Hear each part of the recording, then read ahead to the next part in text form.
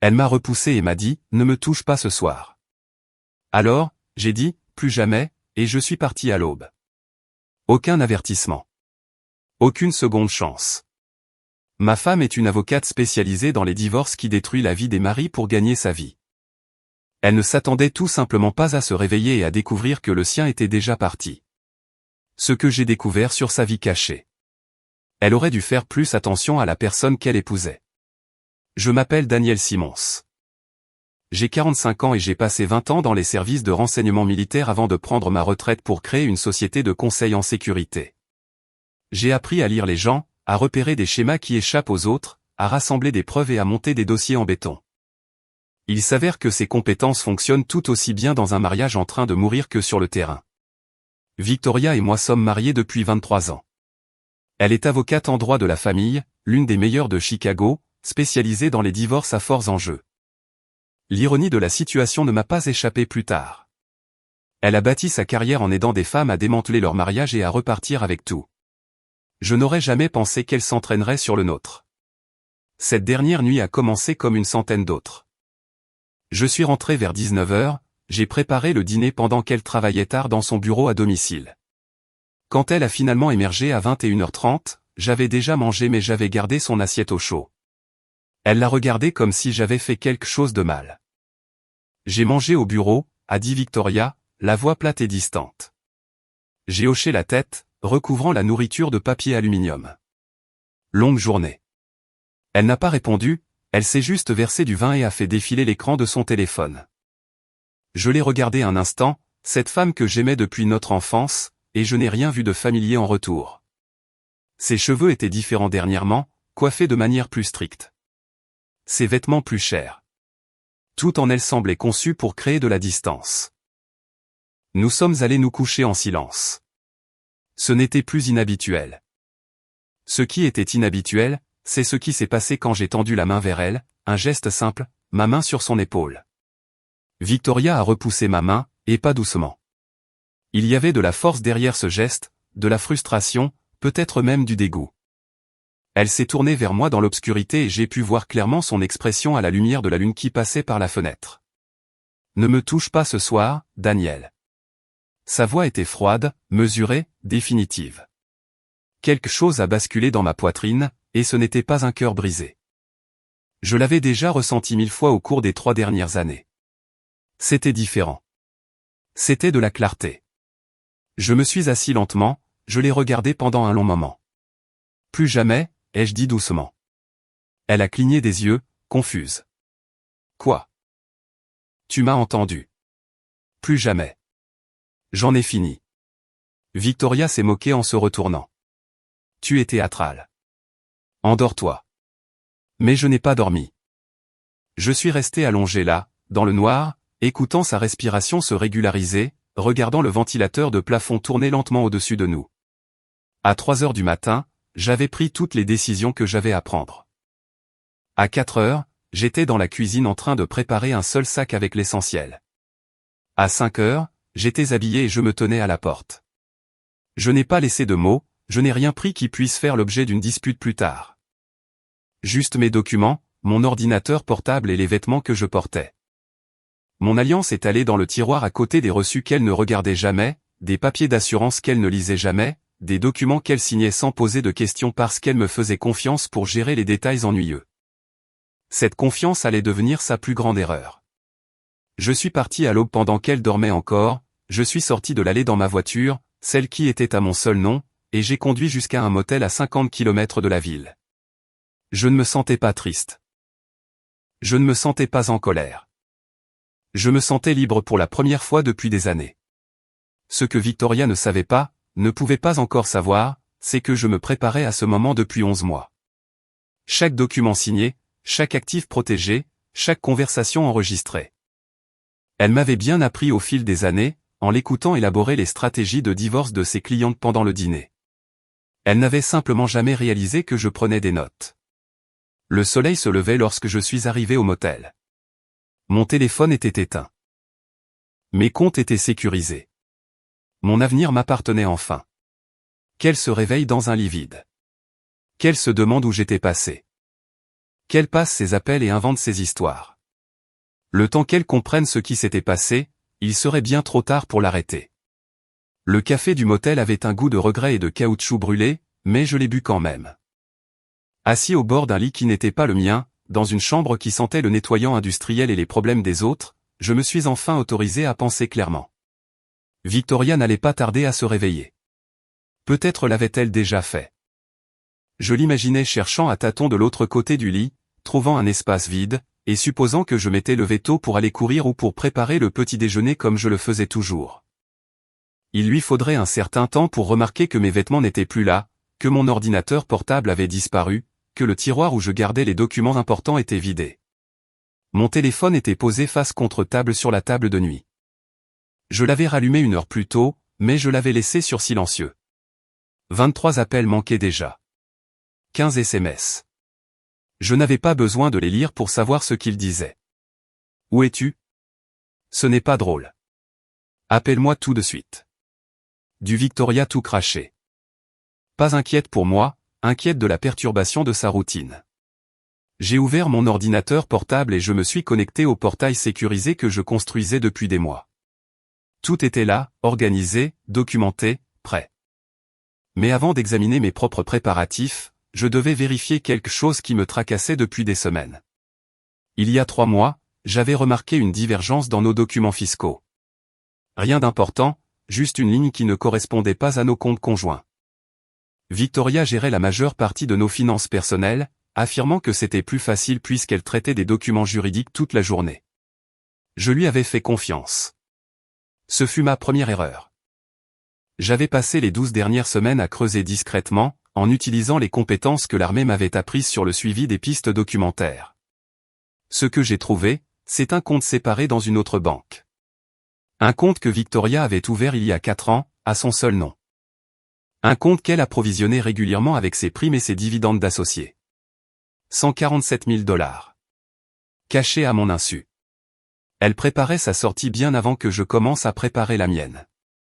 Je fixais les relevés de compte que j'avais obtenus par des moyens pas tout à fait légaux, sentant un froid s'installer dans ma poitrine. Pas de la colère, juste de la clarté. Elle s'était préparée méthodiquement à me quitter pendant que je lui cuisinais des dîners, que je l'attendais et que je croyais à ses mensonges sur ses réunions tardives. L'ironie était presque drôle. Nous nous préparions tous les deux à abandonner le navire, rassemblant tous les deux des provisions et planifiant des voies d'évasion.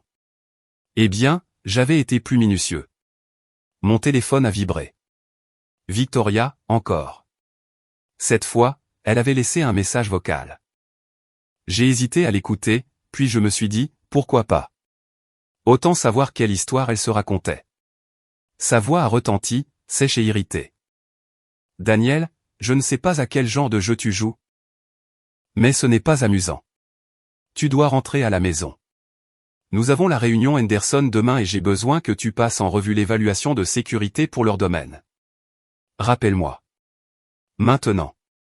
Où es-tu? Est-ce que tu vas bien? Qu'est-ce qui ne va pas? Juste de la logistique, des affaires. La réunion pour laquelle elle avait besoin de moi. J'ai supprimé le message vocal et j'ai ouvert un fichier nommé « Preuves ». À l'intérieur se trouvaient 11 mois de documentation.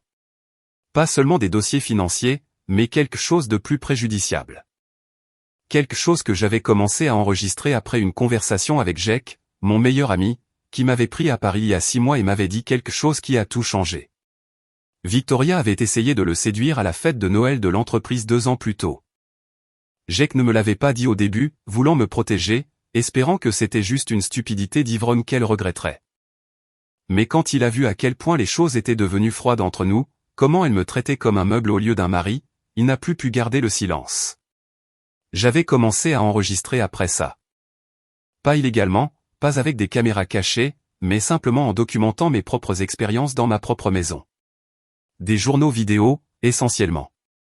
Moi, parlant à la caméra dans mon bureau de ce qui s'était passé chaque jour. Ses rejets, sa froideur, les nuits où elle me repoussait, les moments où elle me parlait avec mépris. 27 enregistrements au total. Chacun horodaté. Chacun montrant un homme réalisant lentement que son mariage était déjà terminé. Mon téléphone a de nouveau vibré. Cette fois, c'était un SMS d'Emily, notre fille. Papa, maman dit que tu es parti en voyage d'affaires sans la prévenir. Elle a l'air contrariée. Tout va bien? C'était donc l'histoire que Victoria inventait. Un voyage d'affaires, inopiné, irréfléchi.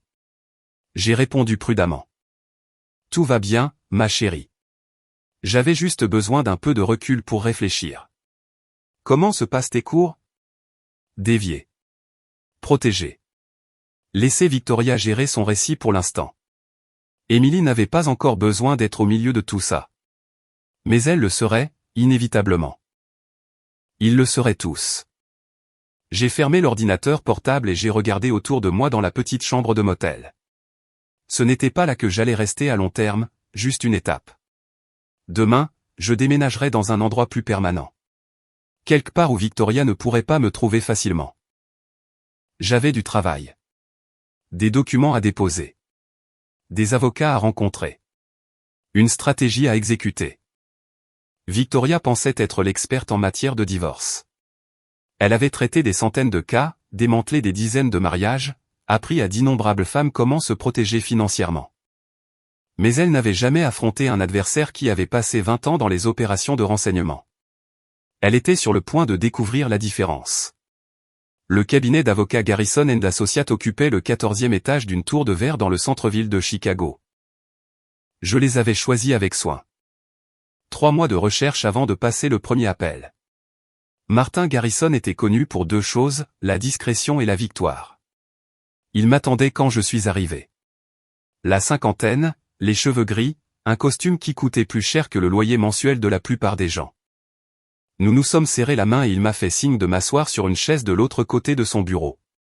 Monsieur Simmons, a dit Garrison en ouvrant un dossier. J'ai examiné les documents préliminaires que vous avez envoyés. Très minutieux. 20 ans dans le renseignement militaire, ça vous apprend à tout documenter. Il a souri légèrement. Votre femme est Victoria Simmons, associée chez Whitfield & Ross, spécialiste en droit de la famille. Vous la connaissez bien. Elle est redoutable au tribunal, agressive, très protectrice des intérêts de ses clients. Il a fait une pause. Ce ne sera pas une dissolution simple. Je ne cherche pas quelque chose de simple. Je cherche quelque chose de total. Garrison a sorti les documents financiers que j'avais fournis. Le compte caché à son nom, 147 000 $. Vous avez obtenu ces relevés comment?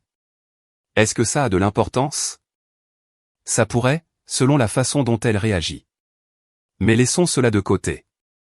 Vous avez également documenté une protection systématique de vos actifs au cours des 11 derniers mois. Transfert de propriété, séparation de comptes, changement de bénéficiaire, tous signés par elle. Tous. Elle ne les a jamais lus. Elle signait juste là où je lui demandais. Et vous avez la preuve qu'elle signait sans lire. J'ai sorti mon téléphone et je lui ai montré une vidéo. Victoria au comptoir de la cuisine, un café dans une main, un stylo dans l'autre, signant 3 documents tout en faisant défiler son téléphone, sans jamais baisser les yeux sur les papiers. C'est votre cuisine, a demandé Garrison. Oui.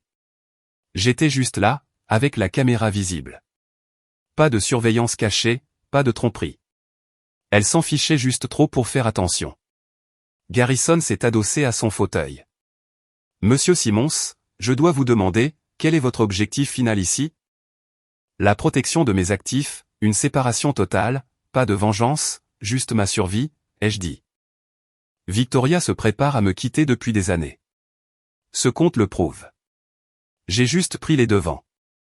Je veux que ce qui est à moi soit protégé, que mon entreprise soit en sécurité, et je veux m'en aller en gardant ma dignité. Et pour votre fille? Émilie a 19 ans, elle étudie à Londres. C'est une adulte. Je ne l'utiliserai pas comme moyen de pression, et je ne laisserai pas Victoria l'utiliser non plus. Garrison a pris des notes. La tentative de séduction de votre ami Jake Patterson. Vous avez une déclaration signée et notariée. Il est prêt à témoigner si nécessaire. Et ces journaux vidéo, 27 enregistrements de vous documentant la détérioration de votre mariage. C'est inhabituel. Est-ce recevable? Possiblement. Ce sont des enregistrements de vous, dans votre propre maison, discutant de vos propres expériences. Pas de surveillance secrète à son insu. Mais un juge pourrait les considérer comme calculés. Ils sont calculés, ai-je dit. Tout ce que j'ai fait a été calculé. Victoria m'a appris ça. Elle dit à ses clientes de tout documenter, de se protéger, de planifier à l'avance. J'ai appris de la meilleure. Garrison a fermé le dossier. Je vais être direct, monsieur Simmons. Votre femme va attaquer fort. Elle connaît le système, elle connaît les juges, elle sait comment inventer des récits. Nous devons être prêts à ce qu'elle invoque la violence psychologique, le contrôle financier. Et peut-être même à ce qu'elle dise que vous êtes instable. Quel essai? J'ai des documents qui prouvent le contraire. Bien. Parce qu'au moment où elle réalisera que vous êtes sérieux, elle va sortir l'artillerie lourde. Mon téléphone a vibré. J'y ai jeté un œil. Victoria, encore. On en était maintenant à 37 appels manqués. C'est elle, a demandé Garrison. Oui. Ne répondez pas. Pas encore. Laissez son anxiété monter. Laissez-la se demander ce que vous faites, à qui vous parlez. Plus elle restera dans le noir, plus elle fera d'erreurs. J'ai hoché la tête, retournant le téléphone face contre table. Garrison s'est levé et m'a tendu la main. Je vais déposer les documents préliminaires cet après-midi. Séparation des biens, ordonnance restrictive temporaire sur les comptes conjoints, notification d'intention. Elle sera assignée demain à son bureau. Demain. Exécution rapide. Elle n'aura pas le temps de préparer une contre-stratégie. Le temps qu'elle comprenne ce qui se passe, nous aurons déjà sécurisé votre position. Je lui ai serré la main. Merci. Encore une chose, a ajouté Garrison. Préparez-vous. Quand elle recevra les papiers, quand elle réalisera que vous avez planifié tout cela, elle sera furieuse. Les femmes comme votre épouse, des avocates de haut vol habituées à tout contrôler, supportent très mal de perdre le contrôle. C'est exactement ce sur quoi je compte, ai-je répondu. Les gens en colère font des erreurs. En sortant de ce bureau, j'ai senti que quelque chose avait changé. Il ne s'agissait pas seulement de quitter Victoria. Il s'agissait de récupérer tout ce qu'elle m'avait lentement pris. Ma dignité, ma paix, mon avenir. Elle voulait la guerre. Elle allait en avoir une, de la part de quelqu'un qui avait été entraîné pour le combat. J'étais de retour au motel, en train d'examiner des documents sur mon ordinateur portable, quand mon téléphone a sonné. Émilie. Je m'attendais à cet appel, mais je le redoutais quand même. Salut, ma chérie, ai-je répondu en gardant une voix posée. Papa, qu'est-ce qui se passe? La voix d'Émilie était tendue par l'inquiétude. Maman m'a appelé 3 fois aujourd'hui. Elle dit que tu es parti, que tu ne réponds pas à ses appels, qu'elle ne sait pas où tu es. J'ai fermé les yeux, choisissant mes mots avec soin. Ta mère et moi avons quelques problèmes. J'avais besoin de prendre de la distance pour réfléchir. Des problèmes? Papa, vous êtes mariés depuis toujours. Quel genre de problème? Des problèmes d'adultes, et M. Rien dont tu aies à t'inquiéter. Ne fais pas ça, a-t-elle dit, la frustration gagnant sa voix. Ne me traite pas comme si j'avais 12 ans. J'en ai 19. Si maman et toi vous vous séparez, j'ai le droit de savoir pourquoi. Elle avait raison. Émilie n'était plus une enfant, mais elle n'avait pas non plus besoin d'être entraînée au milieu de tout ça. Pas encore. Ta mère et moi nous éloignons l'un de l'autre depuis longtemps, ai-je dit prudemment. Elle s'est concentrée sur sa carrière, je me suis concentré sur la mienne. En cours de route, nous avons cessé d'être des partenaires pour devenir des colocataires. Puis nous avons cessé d'être même cela. Alors tu es juste parti? Sans lui parler? J'ai essayé de parler pendant des années. Elle a cessé d'écouter il y a bien longtemps. Silence à l'autre bout du fil. Puis, doucement, elle dit que tu fais une sorte de dépression. Que tu n'es plus toi-même. C'était ça. Le récit de Victoria était déjà en cours de déploiement. Me dépeindre comme instable, comme irrationnel, comme quelqu'un qui n'arrivait plus à gérer sa vie et qui avait juste craqué. Est-ce que j'ai l'air de faire une dépression, ai-je demandé. Non, a admis Émilie. Tu as l'air calme. Vraiment calme, même, ce qui est presque plus effrayant. Je ne fais pas de dépression, ma chérie. Je me libère. Il y a une différence. Maman a dit que tu avais pris des documents importants, que tu avais vidé des tiroirs, que tu cachais quelque chose. J'ai pris mes documents personnels, mon passeport, mes dossiers financiers, mes dossiers professionnels, des choses qui m'appartiennent. Elle fait croire que tu as volé quelque chose. Je n'en doute pas, une autre pause. Papa, est-ce que vous allez divorcer? La question flottait dans l'air entre nous. C'était le moment. Je pouvais encore éluder, gagner du temps, laisser Émilie dans l'ignorance un peu plus longtemps, ou je pouvais lui dire la vérité. Probablement, ai-je dit. Oui. Je l'ai entendu reprendre son souffle. Mon Dieu, je ne pensais pas. Je veux dire, je savais que les choses n'allaient pas super bien, mais... Nous sommes doués pour faire semblant, ta mère et moi. Nous faisons semblant depuis longtemps. Est-ce qu'elle sait que tu veux divorcer? Elle le saura bientôt. Qu'est-ce que ça veut dire? Ça veut dire que je gère les choses légalement et correctement. Elle sera informée par les voies appropriées. Tu vas lui faire signifier des papiers? La voix d'Émilie s'est élevée. Papa, tu ne peux pas lui tendre une embuscade comme ça. Et M, ta mère est avocate spécialisée dans les divorces. Elle sait exactement comment ça marche. Elle l'a fait à des dizaines de maris. Elle ne sera pas surprise par la procédure. Mais elle sera surprise que tu le fasses. Tant mieux. Elle devrait l'être. Peut-être qu'elle comprendra enfin ce que ça fait d'être rejetée et ignorée. Ce n'est pas juste, papa. Juste? J'ai senti la colère monter pour la première fois. Tu veux parler de ce qui est juste? Ta mère est émotionnellement absente de notre mariage depuis 3 ans. Elle me traite comme si j'étais un inconvénient, comme si j'étais sur son chemin. Elle a arrêté de me toucher, arrêté de me parler de tout ce qui compte. Arrêté de me voir comme une personne. Mais c'est moi qui suis censé être juste. Silence. Puis Émilie a dit doucement, je ne savais pas que c'était si grave. C'est parce que nous ne voulions pas que tu le saches. Nous t'avons gardé à l'écart. Pour te laisser te concentrer sur tes études, sur ta vie à Londres. Mais oui, et M, c'était aussi grave que ça. Qu'est-ce que tu veux que je fasse? Rien, ai-je dit fermement. C'est entre ta mère et moi. Tu ne prends pas parti. Tu ne t'en mêles pas. Tu es notre fille, et nous t'aimons tous les deux. Ça ne change pas, peu importe ce qui se passe entre nous. Elle va me poser des questions. Où tu es, ce que tu as dit. Alors dis-lui la vérité. Dis-lui que j'ai dit que nous avions des problèmes et que j'avais besoin de prendre de la distance. Ne mens pas pour moi et ne mens pas pour elle. Sois juste honnête. D'accord, a dit Émilie doucement.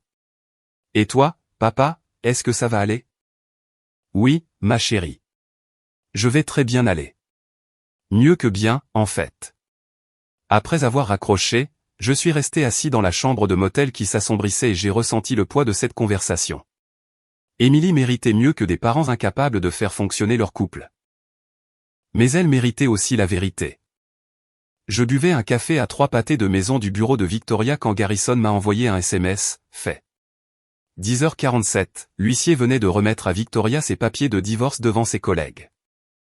J'imaginais son visage, le choc se transformant en rage, son sang-froid soigneusement entretenu volant en éclats publiquement. Mon téléphone a vibré. Le nom de Victoria. J'ai laissé sonner. Puis immédiatement un autre appel. Puis un autre. 6 appels en 4 minutes. Les SMS ont commencé, tu m'as fait signifier ça au travail. Au travail. Tout le monde l'a vu. Mon associé l'a vu. Comment oses-tu m'humilier comme ça? Appelle-moi. Tout de suite. J'ai siroté mon café et j'ai attendu. L'humiliation était intentionnelle. Victoria avait toujours dit que signifier les papiers au travail créait une pression pour obtenir des accords rapides. J'avais appris de la meilleure. Mon téléphone a sonné à nouveau. Brad Thompson, son associé au cabinet d'avocats. Celui avec qui elle avait eu des dîners émouvants, en riant de mon côté ennuyeux. J'ai répondu, Daniel Simmons. Daniel, c'est Brad Thompson. Victoria vient de recevoir des documents, et elle est très contrariée. Peut-être pourrions-nous discuter de cela de manière rationnelle. Il n'y a pas de malentendu, Brad. Ces documents sont clairs. Séparation des biens, ordonnance restrictive, intention de dissoudre le mariage. L'affaire assignée au travail était d'une cruauté inutile. Vraiment? Elle a fait assigner des dizaines d'hommes sur leur lieu de travail. Elle m'a dit que c'était stratégique. J'ai appris ça d'elle. Silence. Puis la voix de Brad s'est durcie. Victoria a des ressources, des relations dans tout le système judiciaire de Chicago. Vous faites une erreur. Vous? J'ai laissé le mot en suspens. Pourquoi son associé me menacerait-il personnellement, à moins qu'il n'y ait quelque chose de plus entre vous deux? Je ne sais pas ce que vous insinuez. Vraiment? J'ai des preuves, Brad. Des emails. 17 reçus de dîner sur 14 mois. Tous sur le compte de frais du cabinet. Ça fait beaucoup de dîners d'affaires. Le silence s'est prolongé. Demandez à Victoria si je suis du genre à bluffer, ai-je dit. 20 ans dans le renseignement militaire m'ont appris à rassembler des preuves avant de faire des allégations. J'ai raccroché. Mon téléphone a explosé avec les SMS de Victoria. Tu n'as aucune idée de ce que tu viens de faire. Je vais te détruire au tribunal. Je vais m'assurer qu'Emily sache quel genre d'homme tu es vraiment. Cette dernière menace franchissait une ligne. Utiliser notre fille comme une arme. J'ai tapé une seule réponse. On se voit au tribunal. Puis j'ai bloqué son numéro. Toute communication passerait désormais par les avocats.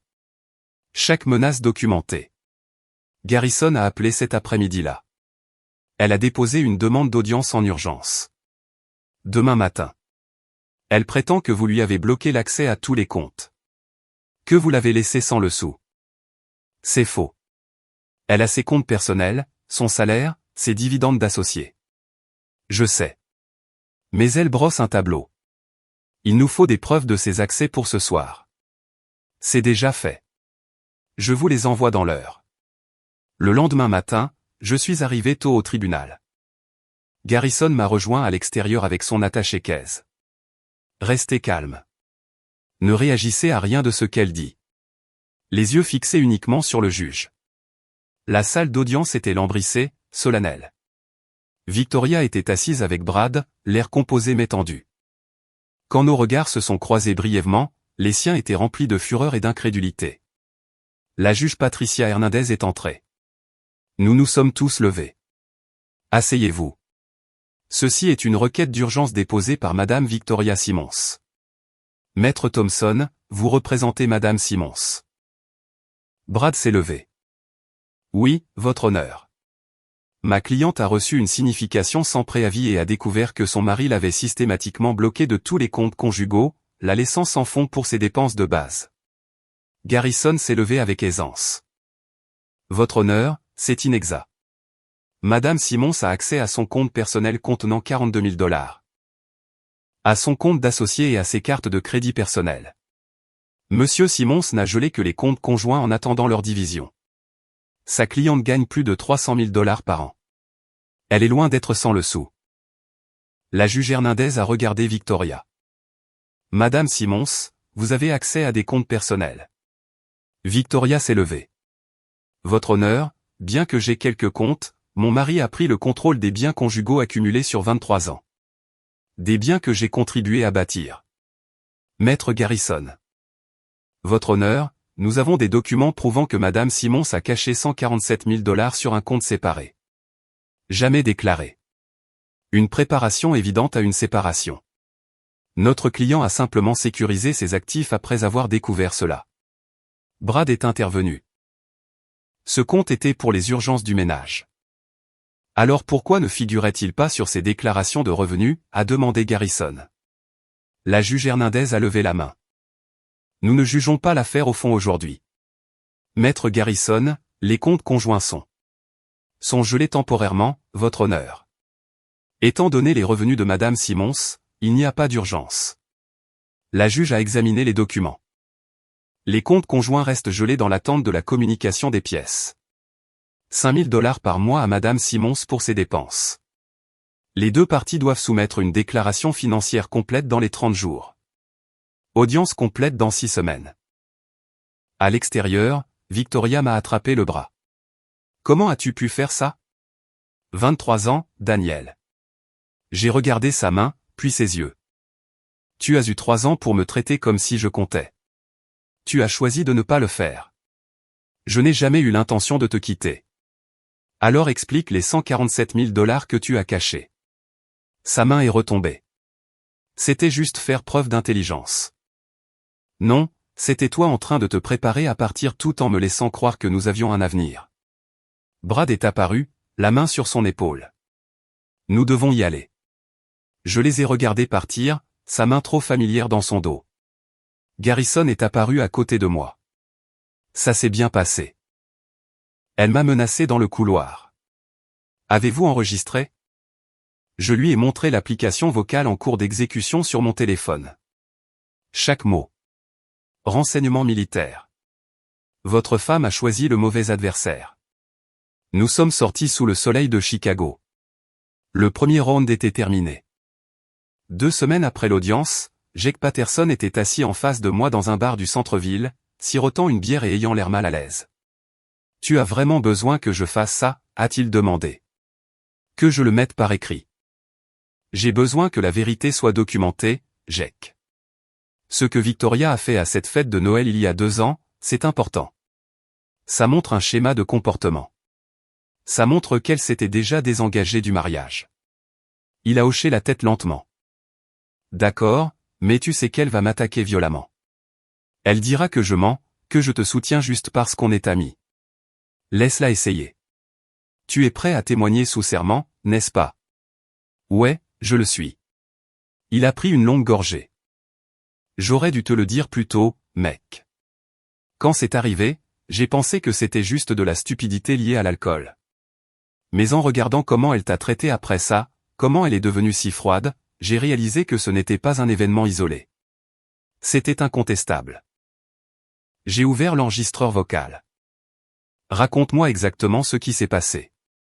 Chaque détail dont tu te souviens. Jake a posé sa bière et a rassemblé ses pensées. C'était le 15 décembre, il y a 2 ans. La fête de fin d'année de ton entreprise dans cet hôtel du centre-ville. Tu es parti vers 21h parce que tu avais cette urgence client. Tu te souviens? La faille de sécurité du bâtiment Thomson. Je m'en souviens. Victoria est restée. Elle a dit qu'elle voulait faire du réseau, prendre des nouvelles des gens. J'étais au bar vers 23h quand elle m'a trouvé. Elle était ivre. Pas ivre morte. Mais elle avait définitivement dépassé sa limite. Elle a commencé à dire à quel point tu avais changé, que tu étais plus amusant avant, plus spontané. Qu'a-t-elle dit exactement? Elle a dit, Jake, tu te souviens de l'époque où Daniel riait? Vraiment rire. Maintenant, il fait juste acte de présence. Puis elle s'est rapprochée, a mis sa main sur ma poitrine, et a dit, ça me manque d'être avec quelqu'un qui me désire vraiment. Ma mâchoire s'est crispée. Mais j'ai gardé une voix stable. Et ensuite, elle m'a embrassé. Un vrai baiser. Je l'ai repoussé immédiatement. Je lui ai dit qu'elle était ivre et qu'elle devait rentrer chez elle. Elle en a ri, a dit que j'étais coincé comme toi. Puis elle a réessayé, a dit qu'on devrait prendre une chambre, que tu ne le saurais jamais. Que as-tu fait? Je lui ai dit non, fermement. J'ai dit qu'elle était mariée à mon meilleur ami et que ça n'arriverait pas. Elle s'est mise en colère à ce moment-là, a dit que j'étais exactement comme toi, ennuyeux et prévisible. Elle est partie et je suis parti juste après. J'ai pensé t'appeler ce soir-là. Mais je me suis dit qu'elle était juste ivre et qu'elle le regretterait le lendemain matin. En a-t-elle jamais reparlé? Jamais. La fois suivante où je l'ai vue à ton barbecue cet été-là, elle a agi comme si de rien n'était. Super amicale, a demandé des nouvelles de ma femme.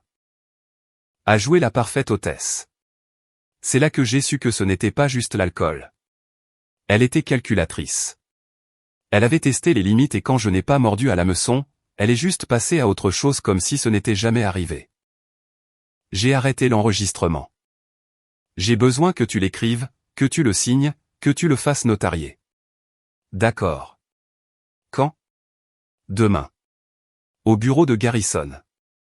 Il prendra ta déclaration officielle. Jake s'est adossé à sa chaise, m'étudiant. Tu pars vraiment en guerre contre elle, n'est-ce pas?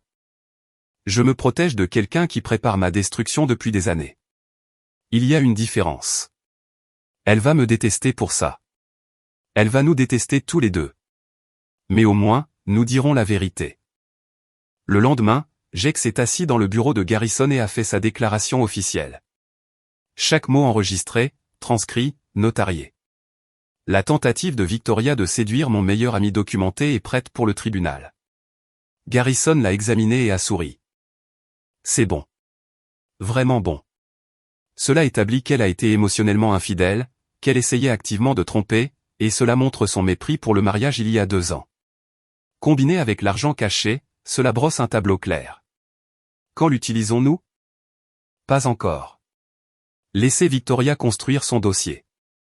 Laissez-la prétendre qu'elle est la victime, que vous êtes contrôlant et cruel. Ensuite, quand elle sera pleinement engagée dans ce récit, nous ferons intervenir Jake. Nous montrerons au juge qui a vraiment détruit ce mariage. Mon téléphone a vibré. Emily, ma fille. Nous nous étions envoyés des SMS sporadiquement depuis mon départ. Ces messages étaient prudents et neutres, essayant de ne pas prendre parti. Papa, on peut se parler? Maman a dit des choses qui n'ont pas de sens. Je l'ai appelée immédiatement. Salut, ma chérie. Qu'est-ce que ta mère a dit? Elle m'a dit que tu essayais de tout lui prendre. Que tu l'as complètement bloquée, qu'elle ne peut même pas acheter à manger. Mais papa. Elle gagne beaucoup plus d'argent que la plupart des gens. Ça n'a pas de sens. Ça n'a pas de sens parce que ce n'est pas vrai. Ta mère a accès à ses propres comptes, à son salaire. À tout ce dont elle a besoin. Je n'ai sécurisé que les comptes conjoints jusqu'à ce que nous puissions les diviser correctement. Elle a aussi dit que tu répandais des mensonges sur elle, que tu essayais de ruiner sa réputation. Je ne répands rien, et aime. Je documente des faits. Il y a une différence. Quel fait? J'ai hésité. Ce que je devais dire à Emily. Elle avait 19 ans, une adulte, mais elle restait notre fille. Ta mère se prépare à me quitter depuis des années. Elle a caché de l'argent. Elle s'est éloignée émotionnellement. Elle a arrêté de me traiter comme un partenaire.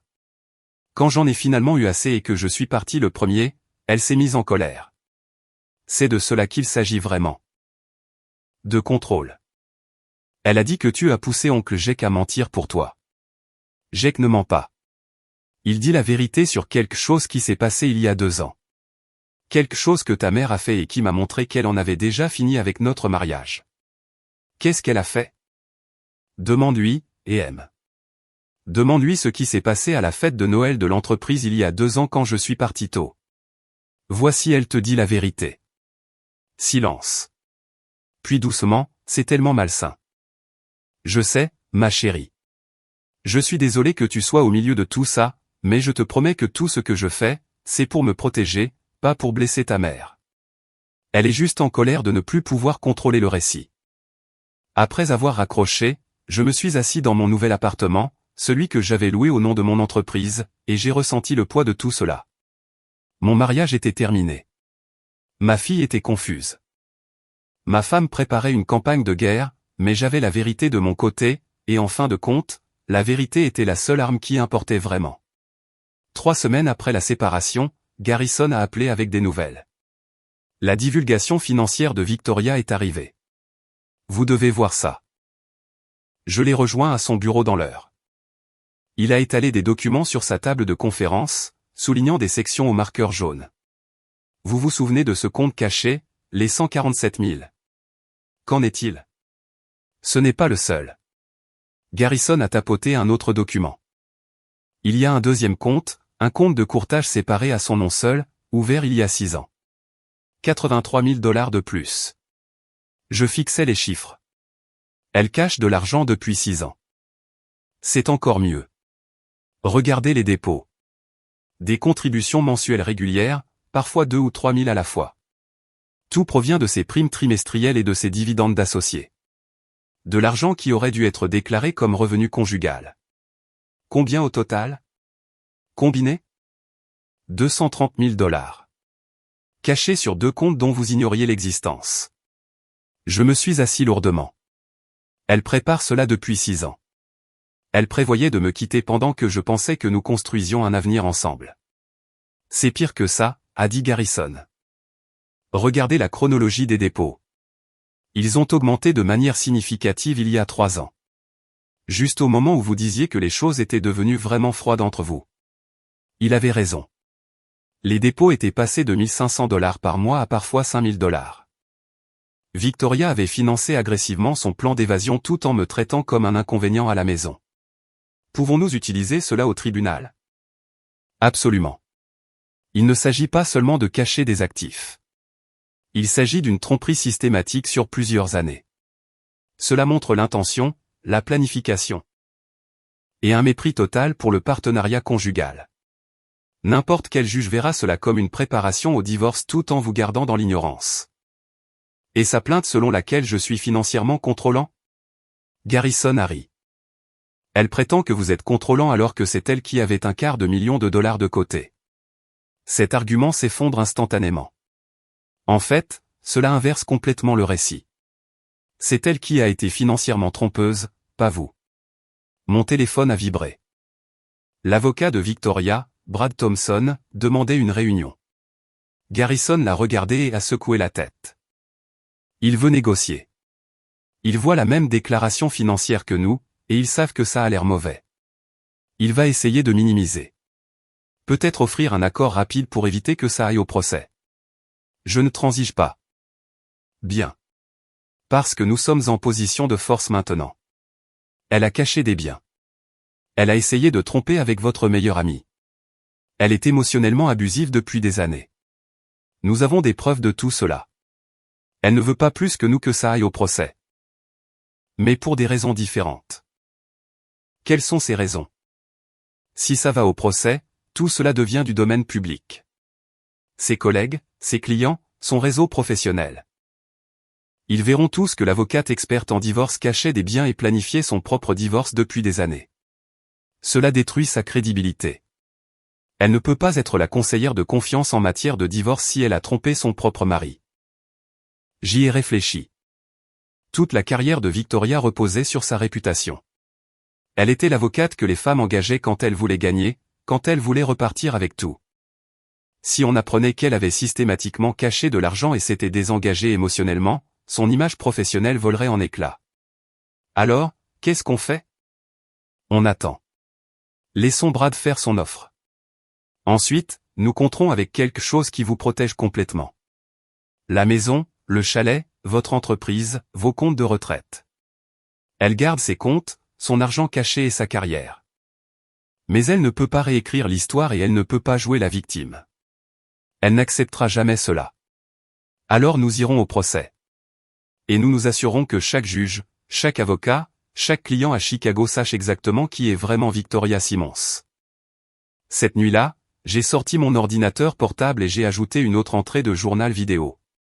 Numéro 28. Moi, assis dans mon appartement, expliquant la découverte du deuxième compte caché, ce que cela signifiait, ce que ça faisait de réaliser que ma femme planifiait sa sortie depuis 6 ans. Elle m'a regardé dans les yeux tous les jours, ai-je dit à la caméra.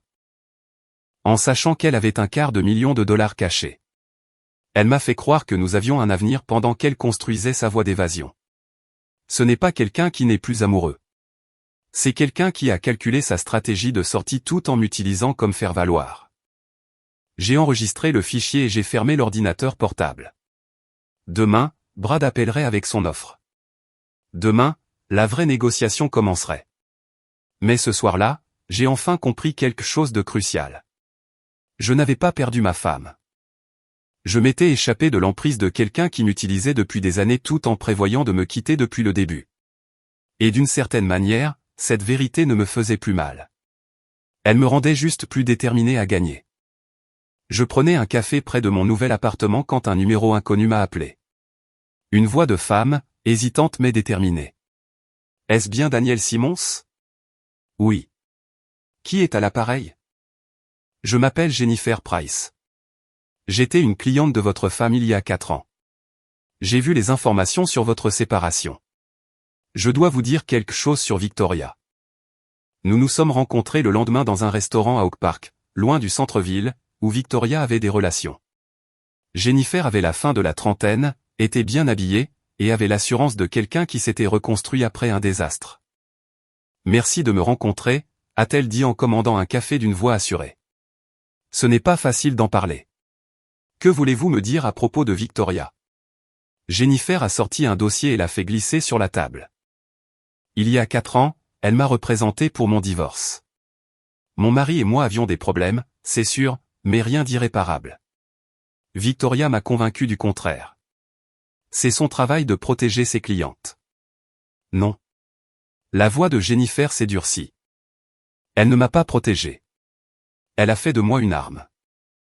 Elle m'a appris comment détruire mon mari, comment cacher de l'argent, comment retourner nos enfants contre lui, comment alléguer des abus qui n'ont jamais eu lieu. Elle m'a donné des scripts pour ce que je devais dire au tribunal, elle m'a coaché pour pleurer sur commande. J'ai ouvert le dossier.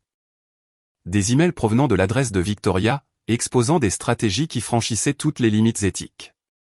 Comment falsifier des allégations de maltraitance, comment cacher des biens illégalement, comment manipuler les évaluateurs de garde. Pourquoi me montrez-vous cela?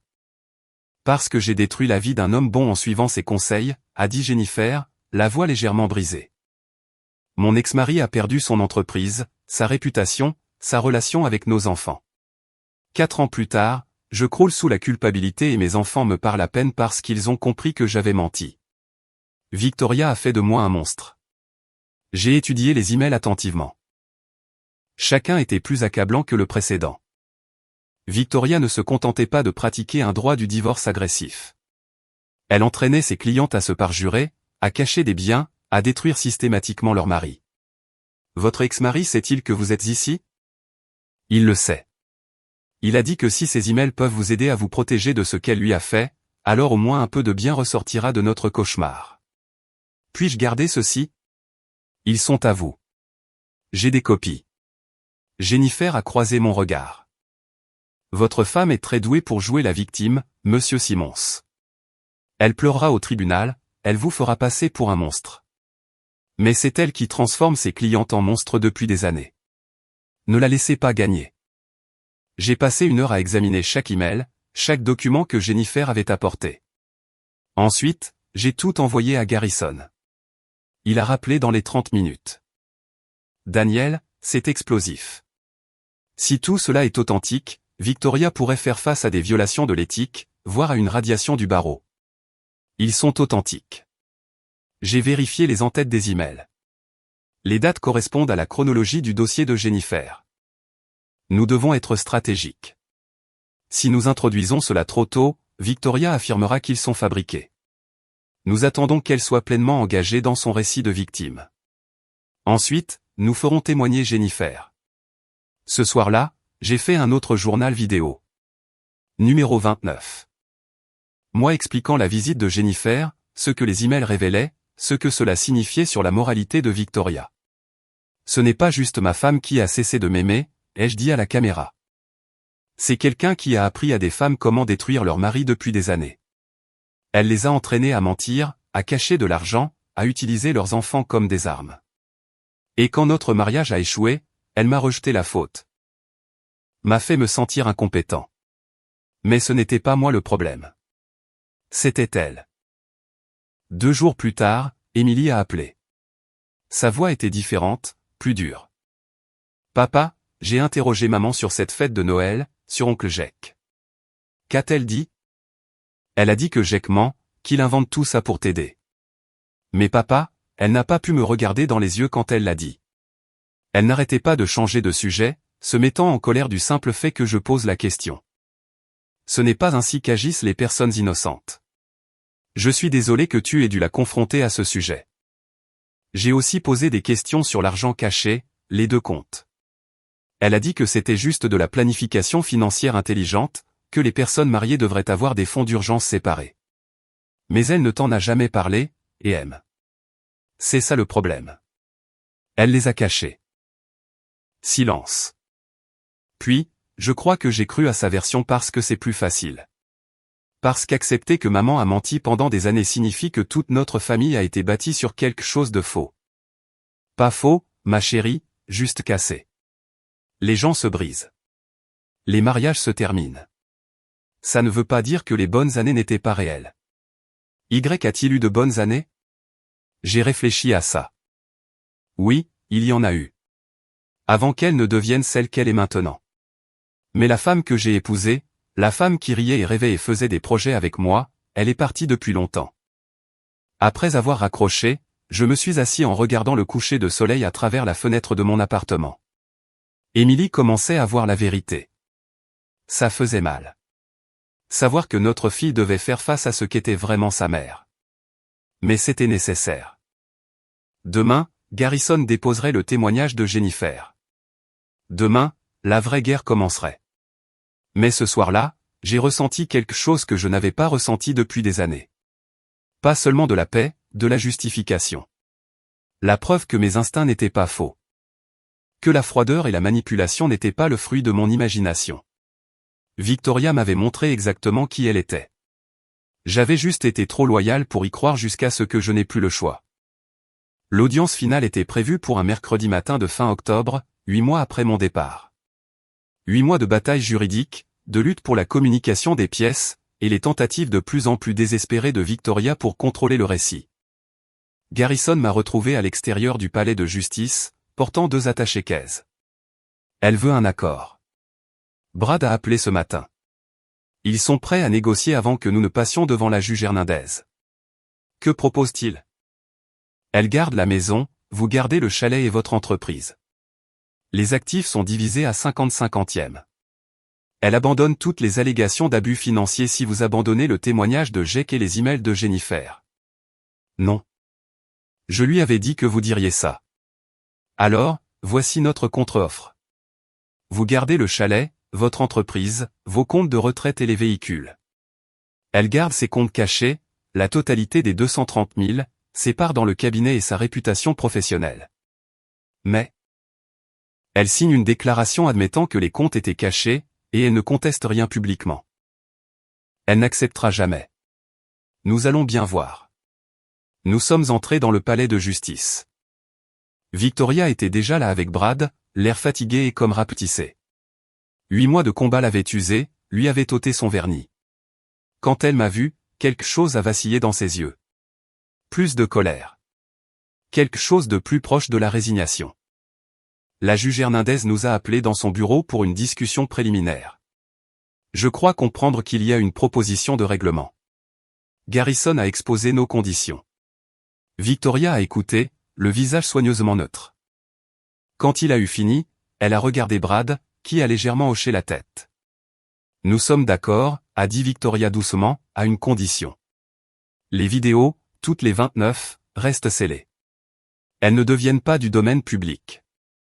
J'y ai réfléchi. Les vidéos étaient ma vérité, ma documentation sur l'effondrement du mariage. Mais elles étaient aussi des moments de douleur et de prise de conscience profondément personnels et bruts. D'accord, ai-je dit.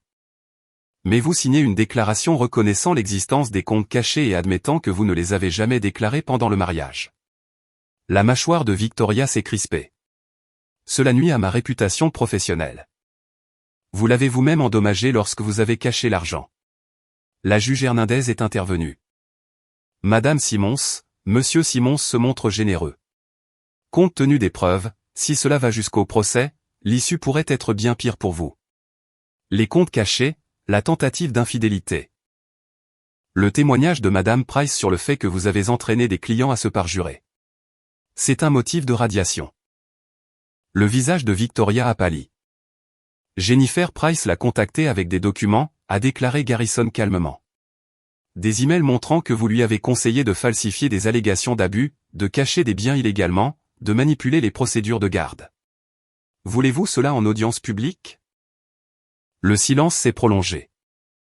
Victoria a regardé Brad, qui lui a fait un petit signe de tête. Puis elle m'a regardé, m'a vraiment regardé, peut-être pour la première fois depuis des années. Très bien, a-t-elle dit. Je vais signer. La paperasse a pris 3 heures. Les avocats rédigeant les accords, les termes étant négociés, les signatures étant validées par des témoins. Au milieu de l'après-midi, c'était terminé. 23 ans de mariage dissous dans des documents juridiques et des partages de biens. À la sortie du palais de justice, Victoria m'a arrêté. Daniel. Ne fais pas ça, ai-je dit. C'est fini. Il n'y a plus rien à dire.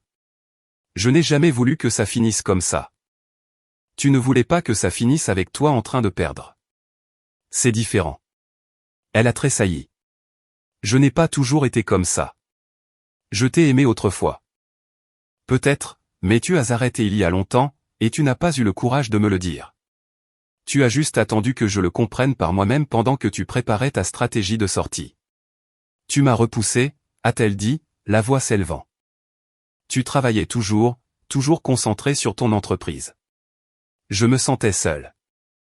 Je travaillais pour construire une vie pour nous. Et pendant que je faisais ça, tu finançais secrètement ta fuite. Alors, ne me blâme pas pour tes choix, Victoria. Tu les as faits. Tu as caché l'argent. Tu as essayé de me tromper. Tu as entraîné des clientes à détruire leur mari. Tout ça. C'est ta responsabilité. Je me suis éloigné avant qu'elle ne puisse répondre. Garrison m'attendait près de sa voiture. Comment vous sentez-vous, a-t-il demandé. Libre. Enfin libre. 4 mois plus tard, je me tenais dans une librairie d'Evanston, regardant un présentoir de nouveautés. Mon livre, La sortie silencieuse, Quand partir vous sauve la vie, trônait en bonne place sur l'étagère des recommandations. Un mémoire sur la violence psychologique, le départ stratégique et la reconquête de sa dignité. Mon téléphone a vibré. Émilie m'envoyant une photo d'elle tenant mon livre dans une librairie londonienne. Fier de toi, papa. Fier que tu aies dit ta vérité. J'ai souri. L'écriture du livre avait été thérapeutique, exposant toute l'histoire sans nom, juste des expériences. Comment reconnaître quand un mariage est terminé, comment se protéger juridiquement, comment tout documenter, comment partir avec dignité. Les premières critiques étaient excellentes. Des hommes m'ont contacté pour me remercier, disant qu'ils ressentaient la même froideur, le même mépris, mais pensaient qu'ils étaient fous. Des femmes m'ont aussi contacté, disant que le livre les avait aidés à mieux comprendre leur partenaire, à voir les signes avant-coureurs dans leur propre relation. Victoria avait essayé d'empêcher la publication, prétendant qu'elle violait notre accord. Garrison y a mis un terme rapidement. Le livre ne mentionnait pas son nom, ne l'identifiait pas spécifiquement. C'était mon histoire, ma vérité, et j'avais tout à fait le droit de la raconter. J'ai appris par des amis communs qu'elle avait quitté Chicago, accepté un poste dans un cabinet à Denver, recommençant à zéro là où les gens ne connaissaient pas son passé. Émilie lui rendait visite de temps en temps, maintenait une relation, mais elle était tendue. Quant à moi, je me suis reconstruit. Un nouvel appartement qui est devenu une maison, de nouvelles routines, une nouvelle paix. Je sortais de temps en temps, rien de sérieux, juste redécouvrir ce que ça faisait d'être désiré, d'être vu. J'ai qu'à passer un soir avec des bières et des pizzas. Ça va, mec? Ouais, ai-je répondu, le pensant vraiment. Mieux que depuis des années. Victoria a contacté ma femme, lui a demandé de me dire d'arrêter de raconter aux gens ce qui s'est passé à cette fête. Qu'est-ce que tu lui as répondu? Que la vérité n'est pas négociable. Elle a fait ses choix. Elle vit avec. Nous avons nettoyé les bouteilles et j'ai regardé autour de moi dans mon salon. Mon espace, ma vie, mon avenir.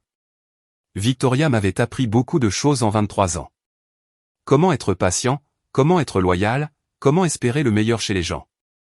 Mais m'éloigner d'elle m'a appris quelque chose de bien plus précieux. Comment reconnaître quand la loyauté devient de l'autodestruction? Comment se protéger de quelqu'un qui a cessé de vous protéger? Comment partir avec dignité quand rester signifiait se perdre soi-même? Je ne regrettais pas ce mariage, mais je ne regrettais pas non plus d'y avoir mis fin. Parfois, la chose la plus masculine qu'un homme puisse faire n'est pas de se battre pour sauver quelque chose de brisé. C'est d'avoir la force de partir et de construire quelque chose de meilleur.